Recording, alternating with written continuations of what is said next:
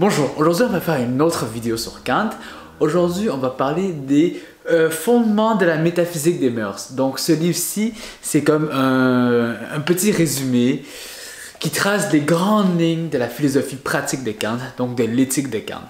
C'est vraiment un petit livre autour de 80 pages à peu près, mais comme tout le monde qui lit du Kant, qui connaît comment Kant écrit, c'est quand même déjà assez difficile, quoique ça se veut un résumé, ou du moins quelque chose qui... On voit souvent ça comme une manière d'aborder la philosophie pratique de Kant. Cette vidéo-ci ne veut pas encore aborder la philosophie pratique de Kant dans tous ses détails, mais je veux vraiment quand même déjà jeter les fondements qui va permettre au grand public de connaître déjà les grandes lignes, les grandes propositions, les grands thèmes dans la philosophie pratique de Kant. Mais je veux déjà quand même bien élaborer les thèmes de Kant. Donc dans cette vidéo-ci, je vais vraiment me restreindre à la première proposition de l'impératif catégorique de Kant. Et au fond, je vais vraiment me tenir à l'opposition entre impératif catégorique et impératif hypothétique. Je vais faire une seconde vidéo ensuite sur la deuxième et troisième proposition de Kant, sur la dignité humaine et sur le respect de la loi morale, qui ensuite va découler sur les devoirs moraux et ensuite aussi, comme on le connaît bien, le conflit des devoirs moraux chez Kant. On va se jeter maintenant au plein vif du sujet. Dès la première phrase des fondements de la métaphysique des mœurs de Kant, Kant dit une phrase qui est absolument à prendre comme telle. C'est-à-dire que Kant pose qu'il n'y a rien d'absolument bon si ce n'est la volonté bonne.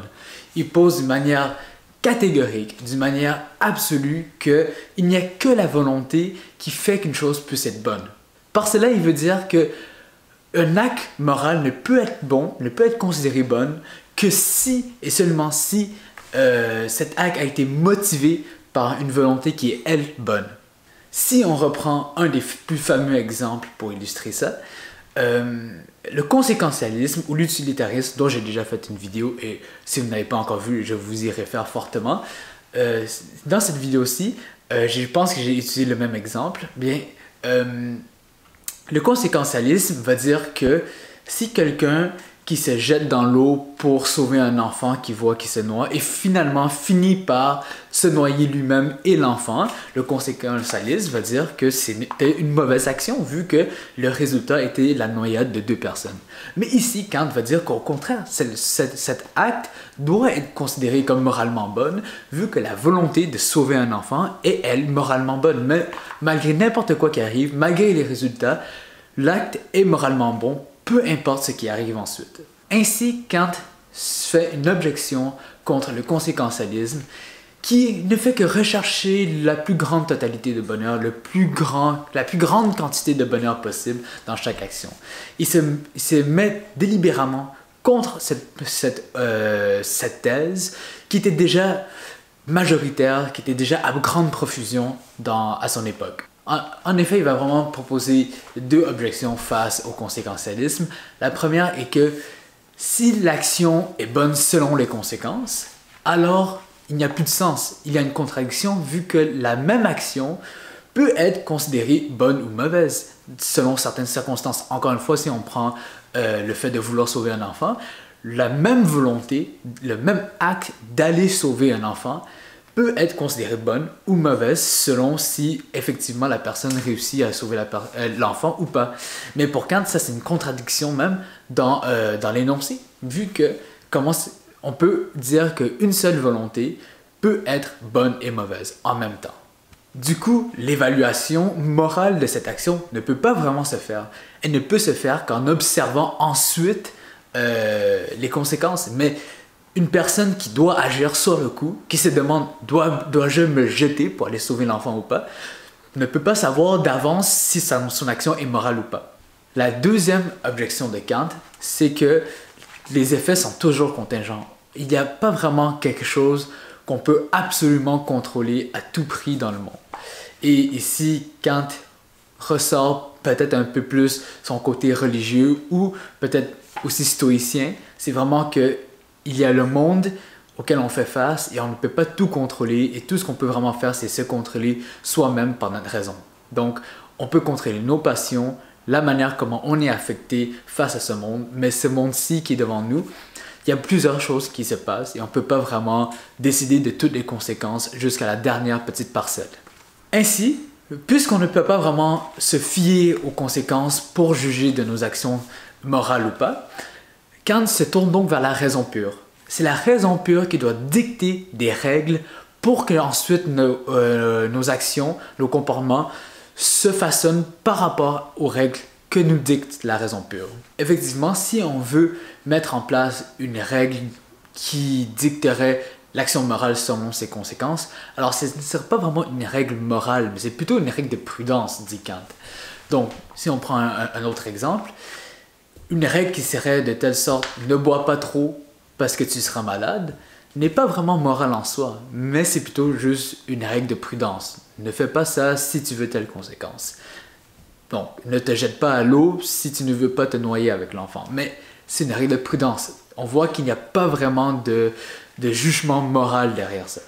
Quelles sont donc les règles que nous dicte notre raison pure? Bien, la première règle que Kant va énoncer n'est pas absolument dictée par la raison pure, mais qu'on retrouve quand même en nous. C'est celle de l'impératif hypothétique. L'impératif hypothétique s'énonce ainsi. Si tu veux X, alors tu dois vouloir Y. Reprenons d'autres exemples. Si je veux être en santé, alors tu dois vouloir ne pas boire trop. On voit alors que cette règle pratique n'est pas vraiment une règle morale, mais plutôt une règle technique. Presque comme la règle de prudence en fait. C'est vraiment, si tu ne veux pas telle conséquence, alors tu dois vouloir ça. Donc ton devoir doit suivre une conséquence qu'elle poursuit. Ainsi, le devoir n'est pas vraiment voulu pour lui-même, mais pour autre chose. Par exemple, si je veux être heureux, je dois vouloir être riche. Par exemple. Hein? Donc, je dois vouloir être riche si je veux avoir du bonheur. Si je veux être heureux, je dois être sportif, par exemple. Donc, ici, on voit vraiment que le « je dois » est conditionné par quelque chose d'autre qui n'est pas inclus dans ce « je dois ». On voit ici que le « je dois » est conditionné par quelque chose qui n'est pas vraiment lui. Donc, le « je dois être riche » n'est pas voulu absolument pour lui-même, mais parce qu'elle conduit à un bonheur. Au contraire, on retrouve dans la raison une deuxième règle morale qui est l'impératif catégorique. Et l'impératif catégorique est exactement ce que la raison pure dicte à la conscience. Donc, dicte au sujet transcendantal, au sujet moral. Et l'impératif catégorique se lit comme suit. Tu dois vouloir X absolument. Donc, je dois vouloir ne pas mentir. Absolument. Dans toutes les circonstances. Je dois vouloir chercher mon propre bien-être. Je dois vouloir le bien des autres. Ainsi, on retrouve dans cet impératif catégorique la volonté absolument bonne. Donc, en reprenant le même exemple, je dois vouloir aller sauver l'enfant qui se noie malgré n'importe quoi qui peut arriver. Donc, la volonté bonne, on voit que c'est vraiment la seule chose qui est complètement indépendante des contingences naturelles, des contingences du monde, de ce qui se passe dans le monde. La seule chose dont je peux vraiment décider en moi, c'est de cette volonté absolument bonne. Autrement dit, le principe même d'une volonté bonne doit être un impératif catégorique qui n'a pas en fait sa fin ou sa représentation dans quelque chose qui est extérieur à elle-même, comme le bonheur par exemple. En effet, si la volonté ne cherchait que le plaisir, le bonheur, comme dans l'impératif hypothétique, ce qui était souvent le cas, soudainement le fondement de la moralité elle-même n'est plus une loi morale, n'est plus un devoir moral, mais ne devient qu'une simple recherche de plaisir. Or, la recherche de plaisir est conditionnée par sa fin, par ce qu'elle cherche, par la représentation d'un objet qui lui donne du plaisir. La volonté, qui doit être absolument bonne, indépendante d'elle-même, indépendante de toute chose, je veux dire, se retrouve soudainement à être dépendante d'un objet, dépendante d'autre chose qu'elle-même. La volonté sera donc esclave d'autre chose qu'elle-même. elle va devoir chercher du plaisir et le plaisir ne serait plus que le fondement d'une éthique. Mais l'éthique doit au contraire se reposer sur la moralité. Du coup, la volonté, pour qu'elle soit morale, pour qu'elle soit absolument bonne, doit être complètement autonome et doit se donner sa propre loi morale dictée par sa raison pure. Ainsi, le principe du vouloir doit se retrouver dans la raison pure pratique qui dicte sa loi à la volonté comme un impératif catégorique, comme un étant « tu dois absolument X ». Et c'est seulement dans cette condition où la volonté est complètement détachée des choses a posteriori, des choses du monde, des représentations que ça donne du monde, de la recherche du plaisir. C'est seulement à ces conditions-là qu'on peut considérer qu'une action est bonne. On peut donc revenir à l'exemple de l'enfant qui se noie. Si une personne se jette à l'eau pour aller sauver l'enfant, on ne peut pas considérer que son action est bonne ou mauvaise si, dans le fond, tout ce qu'elle veut, c'est à la fin faire une somme de bonheur possible. Donc, est-ce que j'ai bel et bien réussi à sauver l'enfant? Oui, ok, donc il y a plus de plaisir dans le monde maintenant. Ce n'est pas ça. En fait, Kant va dire il faut complètement écarter n'importe quel type de calcul qu'on peut faire par rapport au bonheur. Il faut se demander, est-ce que l'acte d'aller sauver un enfant est, indépendamment de n'importe quelle conséquence, est-elle absolument bonne? Est-ce que c'est un acte qui a une volonté qui s'est dicté sa propre raison, sa propre règle à elle-même, comme étant un « tu dois aller sauver l'enfant absolument » et pas un « tu dois aller sauver l'enfant » pour avoir un plus grand bonheur, ou tu dois aller sauver l'enfant si tu penses que tu peux aller le sauver, ou peu importe, c'est un tu dois aller le sauver absolument. C'est ainsi donc qu'on peut dire que la volonté bonne chez Kant est une volonté par devoir. C'est une volonté qui est agie que par pur devoir. Il n'y a pas de plaisir impliqué dedans. Donc, évidemment, on peut avoir du plaisir à ne pas mentir, par exemple, mais ça ne doit pas être le fondement de l'action morale. L'action morale est faite par pur devoir de ne pas mentir. En faisant donc abstraction de tout contenu, on arrive à une pure forme, à une pure législation universelle. On arrive donc à la première formule de l'impératif catégorique. Agis de telle sorte que la maxime de ton action puisse en même temps valoir comme une législation universelle. Ainsi, la seule manière pour s'assurer qu'on agit dans le mode d'un impératif catégorique, c'est de faire ce test d'universalisation. Est-ce que la maxime de mon action peut être universelle? Le fait de, par exemple, ne pas mentir, est-ce que cette maxime que je me suis donnée, ok, pour tout ce que je fais, je ne dois pas mentir, cette maxime-ci que je me donne à moi-même en tant que sujet, est-ce que cette maxime peut être universelle et donc s'appliquer à tous les autres sujets moraux? Est-ce que tout le monde, est-ce qu'on pourrait universaliser une telle maxime pour que toutes les autres consciences, tous les autres sujets la suivent? C'est donc ici que Kant donne un exemple de lui-même. Est-ce que je peux emprunter de l'argent en faisant ensuite la fausse promesse de rembourser? La maxime de mon action, admettons que c'est ok, dans les cas de situation extrême où je suis super pauvre et que je suis en train de mourir de faim, je peux emprunter de l'argent à quelqu'un sans vraiment vouloir lui rembourser un jour. Donc, admettons que telle est la maxime de mon action. Pour savoir si cette maxime est un impératif catégorique, alors on doit se demander, est-ce que je peux vouloir que cette maxime soit un principe universel pour toutes les autres consciences? Faisons donc ce test.